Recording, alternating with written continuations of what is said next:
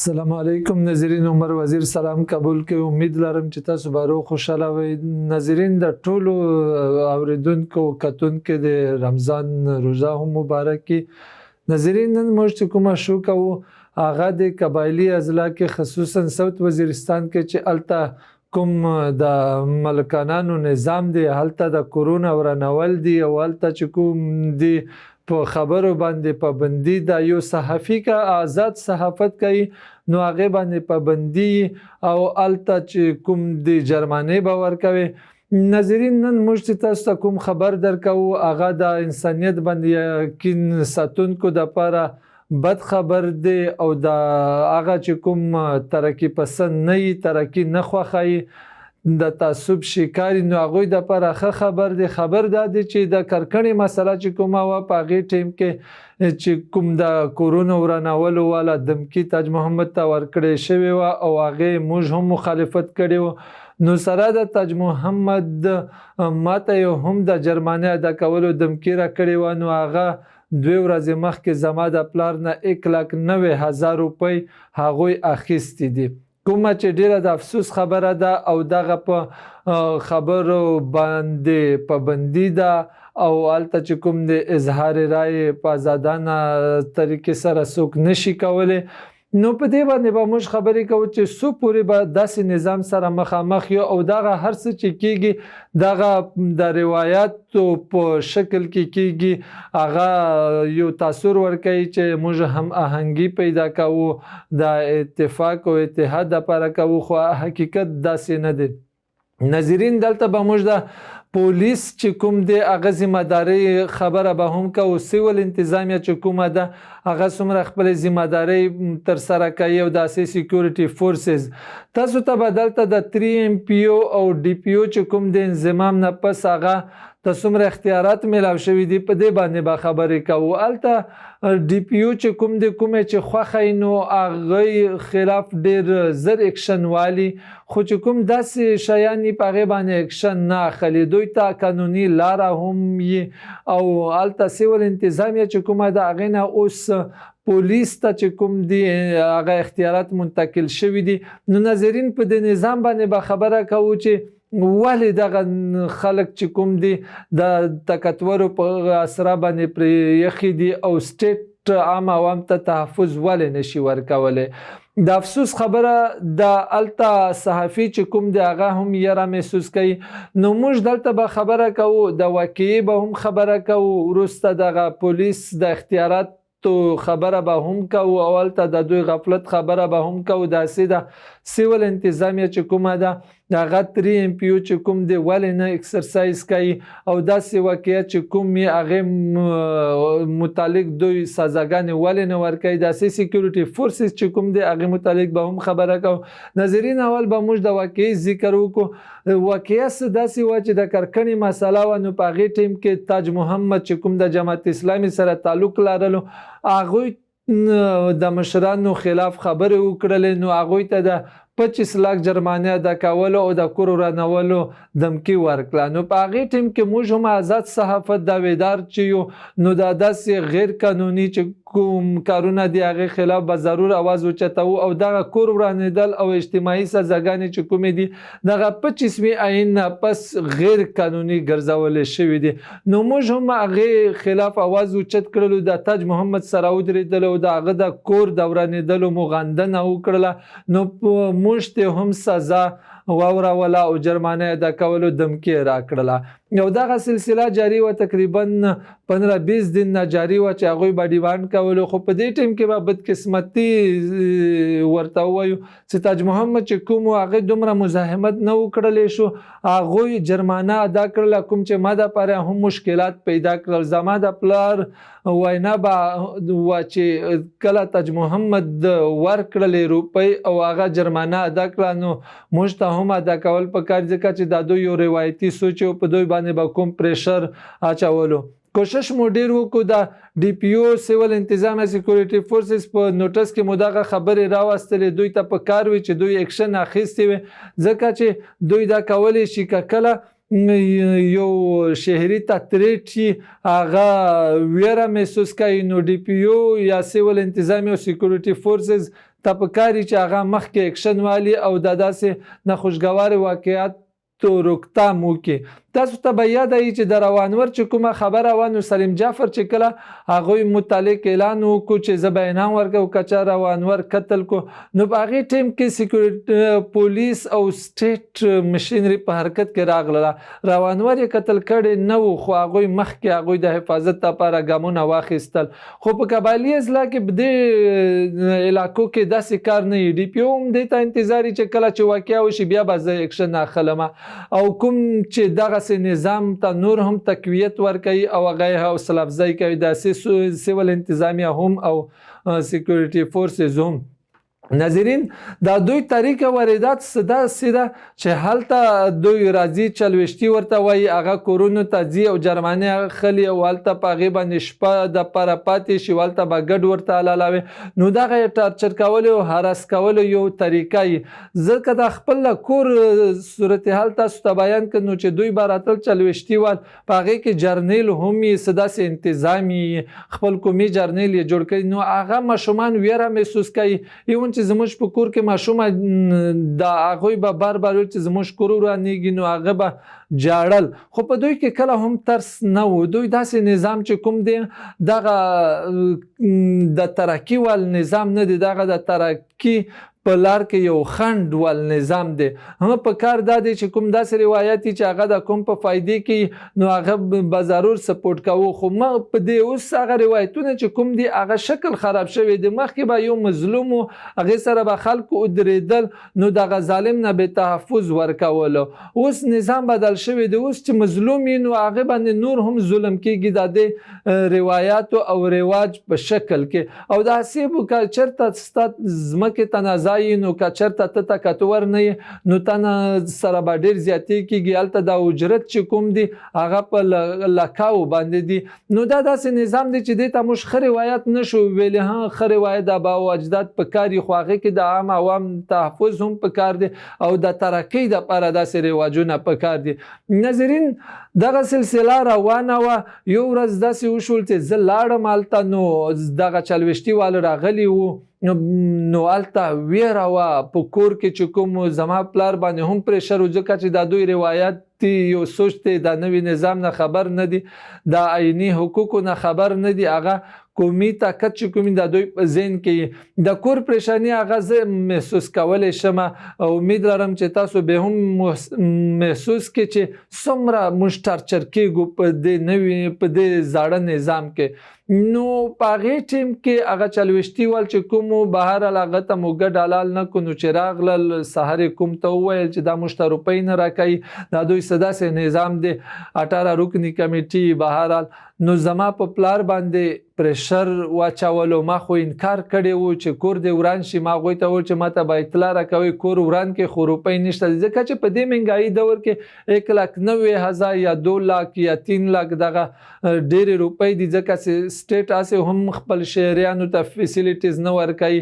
نو په دا مهنګایي دور کې دغه ډېر مشکل کار ځکه چې دا د مور او پلار د میډیسن دپاره د بچو د فیس دپاره دغه روپۍ. بهرحال هغوی چې روپۍ ورکړلې پلار مې ما خو انکار کړی و پوره مې کوشش وکړو چې روپۍ نه کړو خو هغه پلار مې چې کومو دومره پریشر نه کړلو برداشت په کور کې د دې د وجې نه ډېر اختلافات راغلل. ناظرین دغه واقعه وه. اوس دغه تکلیف هلته باچیان چې کوم دي ماشومان هغه څومره یریدل په کور کې زنانه چې کومه وه چې زموږ کور ورانوي نو دغه هغه خلک محسوس کوي کوم چې د دې سختو مرحلې نه تیریږي. هم دلته به خبره وکړو چې کس بیا به موږ دغه ووایو چې کورونه ورانول چې کوم دي دا زیاتې دي. پرون مو هم زیاتې ورته ویل نن به هم ورته وایو په راتلونکي ټیم کې به هم زیاتې ورته وایو. دا یو غیر قانوني کار دی د دې روکتام په کار دی. که 100 کورونه مو یې 100 ځلې وران شي بیا به هم موږ دغه موقف وي چې دغه ظلم دی. دغه به غلط فهمي چې که چېرته څوک ووایي چې موږ دغه جرمانې او دغه د کورونو دمکۍ ورکوو نو خلک به قرار شي. دغه شی چې کوم دی د دې به موږ روکتام کوو. په دا خبرو کولو باندې چې کوم پابندي ده دغه اوس د شیان نشو برداشت کولی او اوس نوی یو دور دی په کار دا دی چې ډي پی او سیول انتظامیه سکیورټي فورسز خپل ذمہداري پوره کړي. ناظرین دلته به اوس راشو دغه پولیس چې کوم نظام دی سیول انتظامیه ناظرین کله چې فاټ انضمام نو شوی نو په هغې ټیم کې پولیټیکل ایجنټ اوس چې ډي سي دی هغې سره اختیارات به او هغه به جوډیشري اختیارات هم اکسرسایز کول او خلک به نیول هم اوس چې کوم دی دغه منتقل شوی دی پولیس ته پولیس به اکشن اخلي او هلته پولیس سره پوره اختیارات چې هغه خلکو ته تحفظ ورکړي او داسې سیول انتظامیه هم په داسې کیسونو کې چې کوم دی هغه غفلت کوي هغوی سره اختیارات بیا هم شته د 3 ام پی او چې کوم دی کله چې لا اینډ آرډر سچویشن وي نو په هغې ټایم کې 3 ام پی او هم لګولی شي خو بیا هم په دې نظام باندې موږ ته پوهېدل پکار دي او په پولیس باندې نظر هم ساتل پکار دي او پولیس ته د خپل ذمہداري احساس هم ورکول پکار دي. 3 ام پی او به سیول انتظامیه ډي سي ای سی دغه به لګوي او وروسته به اکشن پولیس اخلي ځکه چې دغه اختیارات اوس د پولیس سره دي د ډي سي او ای سی سره نشته دی. ناظرین دلته خبره کیږي چې دغه نظام ته لږ ټایم ورکول پکار دي ځکه چې هلته یو زوړ نظام او سکیورټي فورسز یا چې کوم سیول انتظامیه پولیس هغې سره سټیم زموږ ناسته کیږي نو هغوی بار بار موږ ته دغه خبره کوي چې ښه به شي نظام خو ناظرین چې کله عام خلک یا دوی غواړي بیا په هغې ټیم کې دغه ټایم نه ورکوي د هغوی دوی خپل چې کوم دغه موقف دي د ټایم ورکولو د دوی هم دوی خلاف ورزي کوي. زه به دلته مثال ورکړم د پی ټي ایم ونه جلسه چې وشوله په هغې ټیم کې هلته چې کوم کسان یې ونیول نو هیڅ ټایم یې نه کړل ور پولیس هم په حرکت کې راغی سیول انتظامیه هم سکیورټي فورسز هم ځکه چې دوی کله غوښتل اس او پیز خلاف ورزي په حواله سره دوی ونیول نو داسې که دوی کله اکشن اخیستلی نو عام عوام به محفوظ وي خو دوی هلته چې کوم داسې غیر قانوني کارونه کیږي په هغې ټیم کې دوی نه کوي. بیا پولیس دلته یو خبره کوي چې تاسو اف آی آر درج کوئ اف آی آر درج کولو کې هم خلکو ته مسله دا ده چې هلته دوی ویره محسوس کوي دوی خپل ځان غیر محفوظ محسوس کوي دوی وایي چې زموږ کورونه به ورانیږي او حکومت به ورته ګوري تماشای به نو څنګه موږ ته به پروټیکشن څوک راکوي نو په دغه بهانې سره پولیس ځان خلاص کړي وایي چې ته اف آی آر نه دی درج کړی خو دلته هم پولیس چې کوم دی هغه کولی شي داسې هم نه دی چې هغه اف آی آر څوک درج نه کړي دوی بیا کولی شي.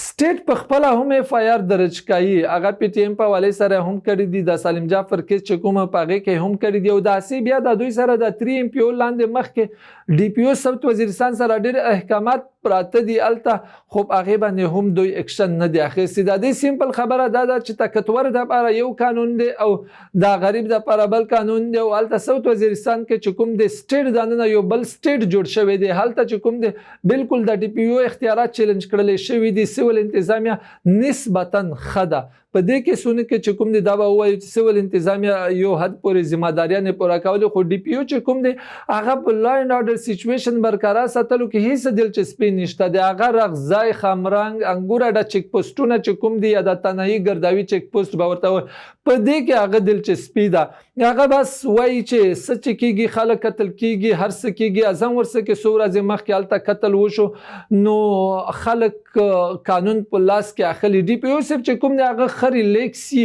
او هغه صرف جرګې کوي او کارکړې مسله کې هم هغه لاپته و بالکل او سیول انتظامیه چې کوم د سیول انتظامیه ذمہداریانو کې نه راتله هغوی کردار ادا کولو. ډي پی او چې کوم دی هغه امن ساتلو کې هیڅ دلچسپي نشته دی. ناظرین دلته سکیورټي فورسز متعلق به هم خبره وکړو چې هغه هم کولی شي پولیس هغوی نه ریکویسټ وکړي کله چې نفري کمه وي نو بیا سکیورټي فورسز هم هلته دا دوی هیلپ کولی شي چې عوام ته تحفظ ورکړي خو هلته دغه کار هم نه کیږي.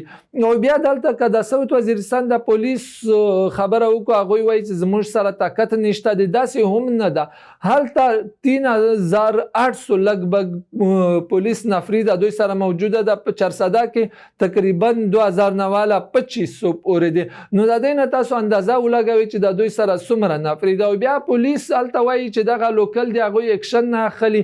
نو ډي پي او صاحب چې کوم دی هغه په خپله نااهل دی، هغه خپله دلچسپي نشته دی. که نور د ډي خان او بانو نه هم دوی نفري راغوښتلی شي، یا لوکل چې کوم اکشن نه اخلي پولیس ذمهداریان نه ترسره په کار دا دی چې بله ضلعې ته ولېږي.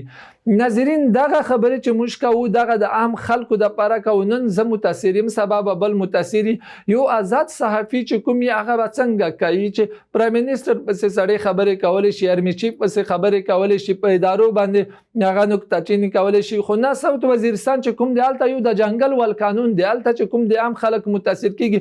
د سټیټ نه د هیڅ توقعات نشته دی، هغه خلک غیر محفوظ خپل ځان محسوس کوي. اوس هغوی روپۍ وړي دي، دا سیمپل باتا ده په ساده الفاظو کې که موږ ورته وایو. نو د دې ریکوري هم د پولیس ذمهداري ده، د سیول انتظامیه ذمهداري ده او سیکورټي فورسز ذمهداري ده. سبا به د چا کور ورانېږي، د چا نه به باتا اخیستل کېږي. نو دغه عوام به د دوی په رحم و کرم باندې پرېږدي. سټیټ کله هم داسې نه کوي، سټیټ اکشن اخلي. اولته چې کوم دي سوالونه منتونه ډي پي او صاحب هم سوالونه منتونه کوي. دلته به موږ مطالبه وکړو چې د دې باتا د ریکوري دپاره او کوم هلته چې هم خلک متاثر کېږي، سوشل اکټیویسټ، صحافیان او سیاسي خلک متاثر کېږي، نو هغوی ته د پولیس هم تحفظ ورکړي، سیول انتظامیه ته هم خپلې ذمهداریانې پوره کول پکار دي، داسې سیکورټي فورسز ته هم خپلې ذمهداریانې پکار دي.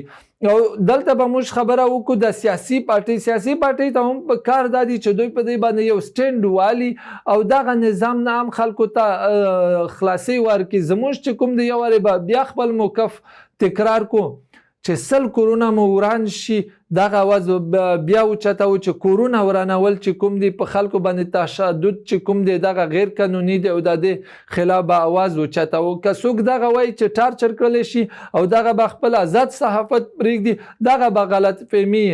اقتصادي توان به مو وشي، ذهني به موږ ټارچ کړلی شو، په کور کې چې کوم دی هغه به هم په موږ باندې پریشر واچوي، خو دغه اواز به اوچته و. داسې ورځو دپاره به موږ ضرور انتظار کوو، کوشش به هم کوو چې خلک آزاد خبرې کوي او نکته چینی هم کولی شي. نو یو ځل به بیا زه د سوشل اکټیویسټ سیاسي خلکو نه دغه ریکویسټ وکړم چې دوی د اواز اوچت کړي د دې نظام د نه د خلاصېدو دپاره. او دلته به پارلیمنټرین چې کوم دي هغوی نه به هم ریکویسټ وکړو چې تاسو داسې نه چې په داسې مسایل باندې په پریشر کې راشئ او خاموش شئ. دا زموږ کار نه و، کار دا وي چې تاسو په پارلیمنټ کې اواز اوچتولې. ام پی ای صاحب، ام این ای صاحب، دا دوی نه به موږ ریکویسټ وکړو چې تاسو خپلې ذمهداریانې پوره کړئ او هلته هم خلکو ته ازادي ورکړئ. که چېرته یو سړی غیر قانوني جرم یو غیر قانوني کار کوي، په کار دا دی چې ډي پي او هغه جیل کې واچوي، جوډیشري هم شته دی، خو نان سټیټ اکټرز چې کوم دی هغوی ته څنګه سزاګانې ورکوي او هلته چې کوم دی سټیټ دننه یو بل سټیټ جوړول دغه په کوم قانون کې دي او دغه اظهار رایې باندې پابندي لګول چې کوم دی دغه یو هم آیین او یو قانون هم اجازت نه ورکوي.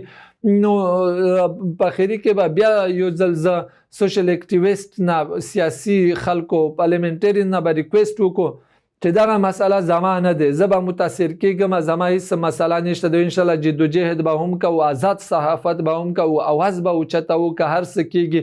ایون که داسې وخت راشي چې د مذهب شانتې چې کوم مشال سره شوي وو هغه د مذهب په شکل کې قتل کړلی شي او داسې به خلک د روایاتو په شکل کې قتل کېږي، بیا هم دې ته به ذهني تیار وو او خپل جدوجهد کوو. خو دا خبره بیا تاسو یو وارې نوټ کړئ، تېر ځل هم زما سره دغه مسله شوې، په هغې ټیم کې هم مو دا ویلي وي چې نن اواز اوچت کړئ، نن زما سره کېږي نو بله ورځ به د تاسو سره کېږي. د تاج محمد سره وشول، ایاز وزیر چې ان پی سره تعلق هغې سره وشول. دې ځل بیا تاسو ته وایم چې دغه مسله چې کومه ده د دې که روکتام نه وشي نو دغه به نن زما سره کېږي، سبا به تاسو سره کېږي. ناظرین دلته به پیشرفت حوالې سره هم دغه ووایو چې آی جی پی چې کوم دی هغې سره مو هم رابطه شوې وه او داسې ریجنل پولیس چې کوم دی ډي خان نو هغې سره هم په رابطې کې یو نو انشاءالله د داسې نظام خلاف به آواز اوچتوو او دغه د کورونو ورانول چې کوم دی دغه ماشومان ترسول دغه د قومي وحدت او د روایاتو په شکل کې چې کوم دی خلک ټارچر کول دغه کله هم موږ ته قابل قبوله نه ده او د دې خلاف به آواز اوچتوو او انشاءالله مایوس کېږو به نه او د کوم دپاره به همیشه آواز اوچتوو او آزاد صحافت به کوو. هلته لوکل صحافیان ته هم پکار دا دي چې تاسو خپل ځان د عزت دپاره او خپلې پیشې د عزت دپاره مشکلې لارې باندې خیر دی لاړ شي آواز اوچت کړي نو سبا په فیوچر کې به د دې فایده موږ خپل جدوجهد به کوو. باقي سوشل اکټیویست او سیاسي پارټۍ باندې پرېږدو چې هغه کومه لاره خپلوي. ما عمر وزیر ته اجازت راکړئ. د خدای په امان.